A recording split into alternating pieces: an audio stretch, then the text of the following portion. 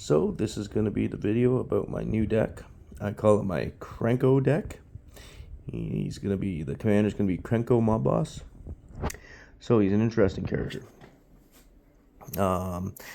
Put X 1/1 red goblin creature tokens onto the battlefield, where X is the number of goblins you control. Well, isn't that interesting? So it doesn't say anything about non-token creatures or anything like that. So for every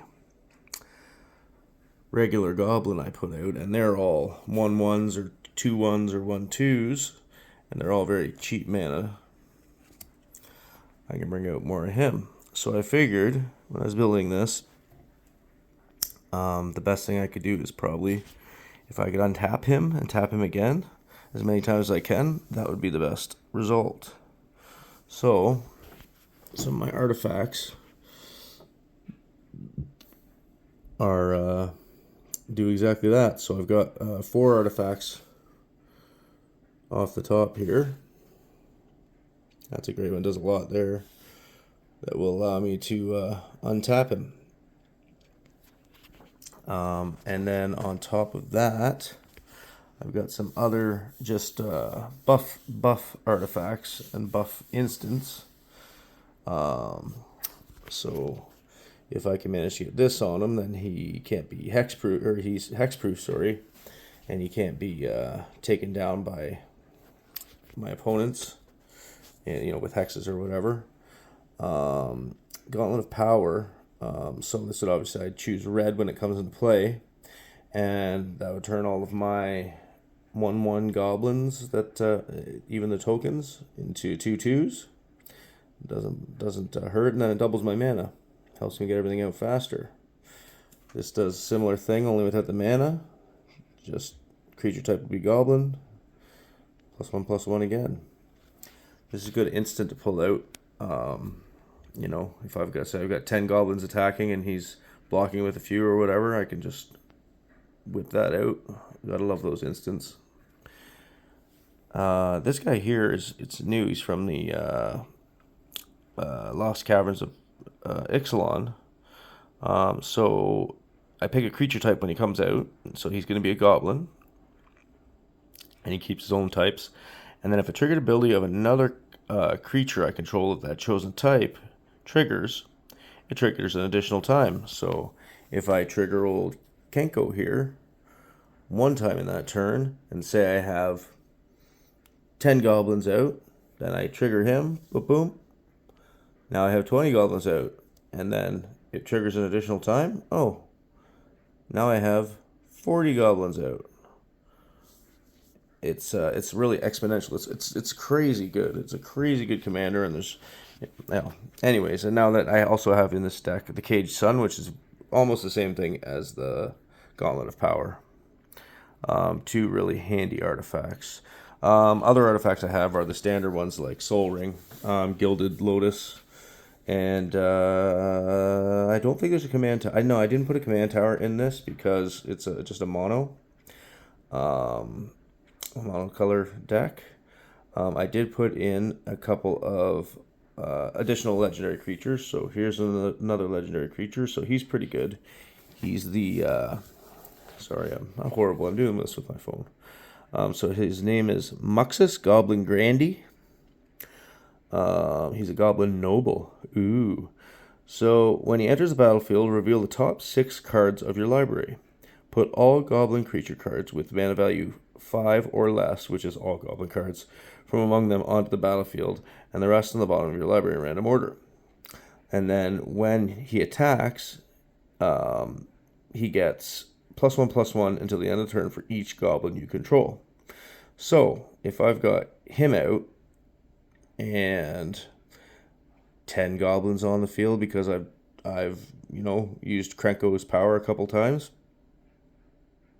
he's gonna have 10 +1/+1 tokens on him when he attacks, making him a 14/14. Great.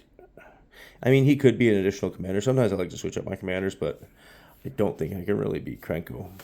And then my other legendary creature is another Krenko, Tin Street Kingpin. Looks very different. I don't think it's the same Krenko. Maybe it's his cousin. And when this guy attacks, I put a +1/+1 counter on him, And then I create a number of 1/1 red goblin creature tokens equal to Krenko's power. So it builds and brings out more goblins, but just not quite as fast as old Krenko mob boss here.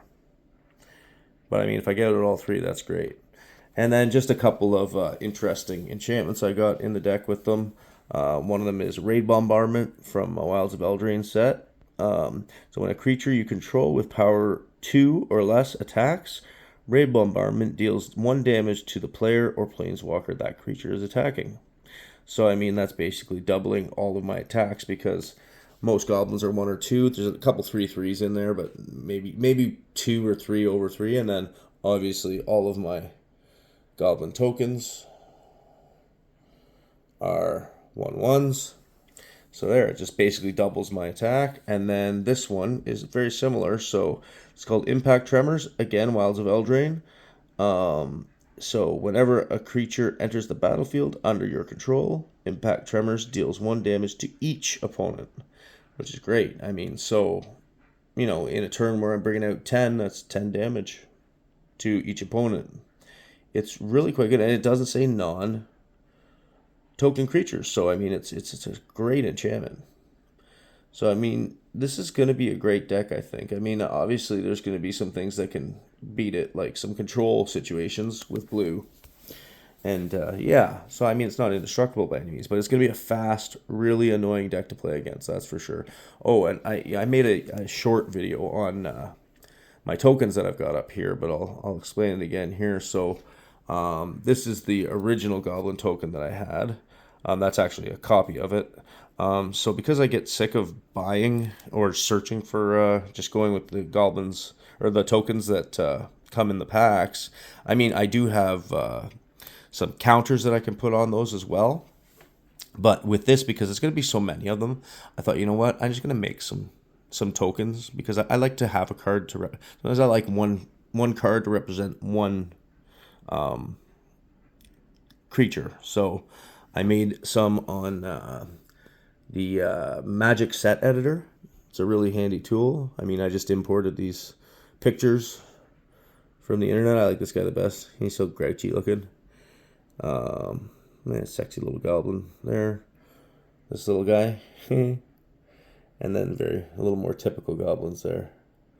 So yeah, I just, made these real quick. It probably took about half an hour to make all these and then print them off and cut them. And yeah, I mean, I do use proxies sometimes because I don't want to use my more expensive cards in my decks. But I try to avoid using proxies all the time. And I would never use a proxy of a card I didn't have because I think that kind of almost defeats the purpose of buying cards. Like it's I don't know, I don't want to just all of a sudden, oh, now I have every card that's ever been made because I can proxy them, right?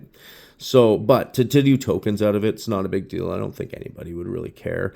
Maybe if I went and played at my local store in actual competition, they might not like me using proxies. I can't see why anybody would care if I use proxy tokens, but you never know, right? So anyways, I don't play mostly in competition. I just kind of play for fun with a few friends.